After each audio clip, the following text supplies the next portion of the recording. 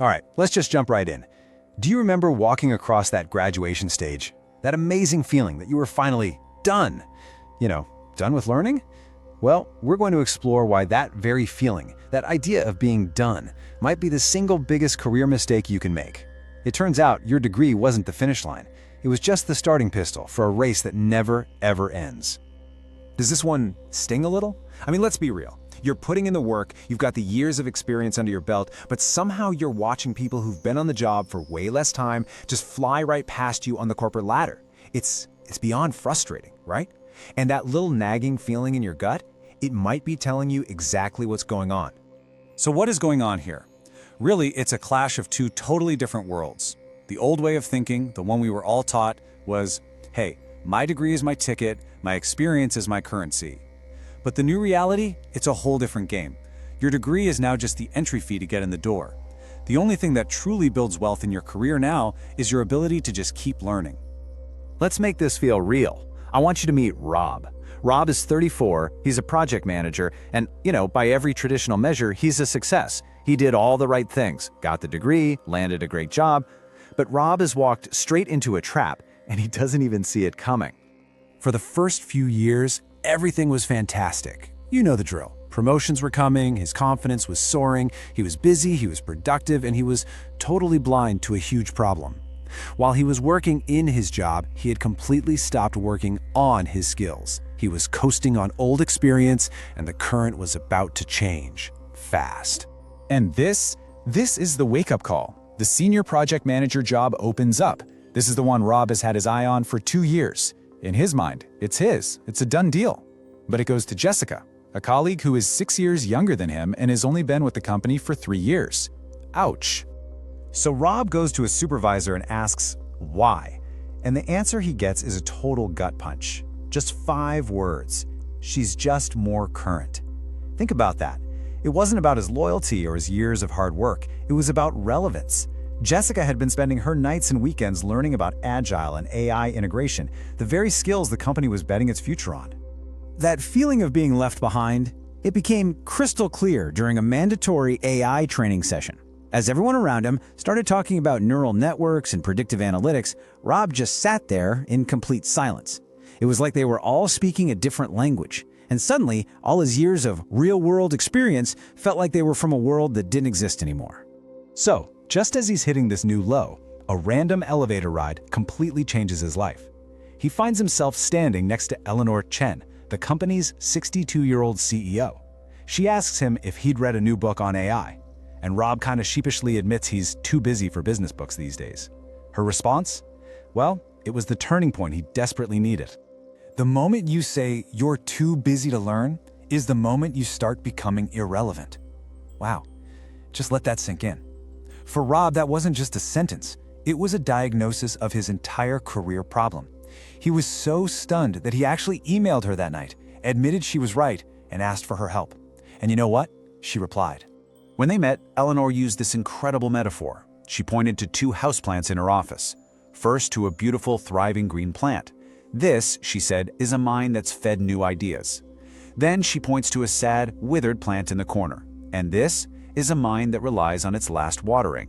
She looked at him and said, your degree was just the first watering. If you stop feeding your career, it will die, just like this plant. And then she delivered the line that changed everything for him. Your formal education gives you a foundation. Your continuous education determines your ceiling. In other words, your degree gets you on the construction site. It gives you a hard hat. It doesn't build the skyscraper. Only you can do that. So how do you start building that skyscraper? See, Eleanor didn't just give Rob a lecture, she gave him a concrete plan. A simple, totally achievable framework she called the 3-hour learning week. This wasn't about adding some crazy new burden to his life. It was about making a small, non-negotiable commitment to his own growth. And the plan itself? It's genius in its simplicity.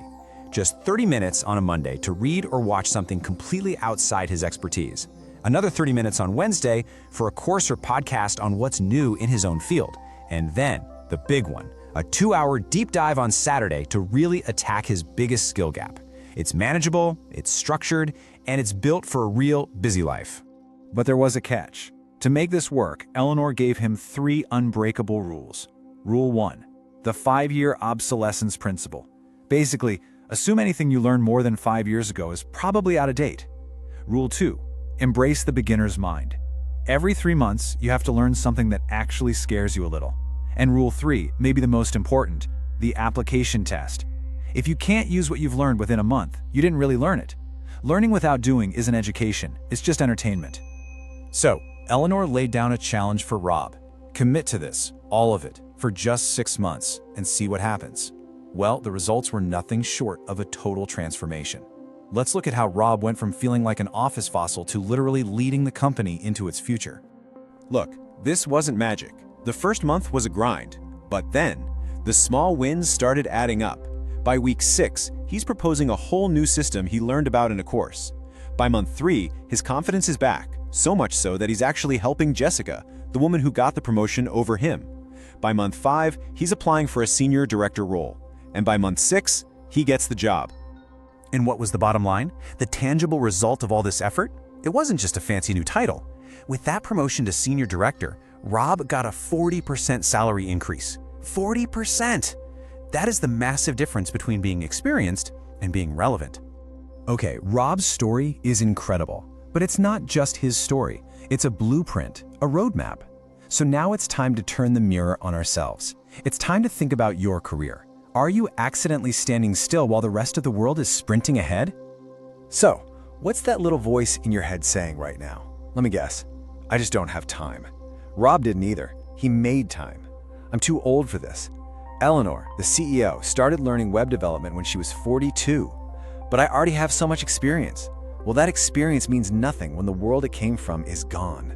These feel like real reasons, but they're just excuses we use to stay in our comfort zone. So here it is, a simple 3-step challenge you can start today, right now. Step 1, pick one skill gap. Just one. What's that thing you know you should be better at? Step 2, go into your calendar and block off 3 hours this week. Seriously, treat it like the most important meeting you have, a meeting with your future self. And step 3, find one resource, a book, a course, whatever, and just start. And remember the rule, you have to apply it within 1 month. Let's end with the words that sparked Rob's entire journey. I want you to burn this into your brain, because the next time you think about skipping that learning session, remember this. Every single day, you are making a choice, whether you realize it or not. You're choosing relevance or you're choosing irrelevance.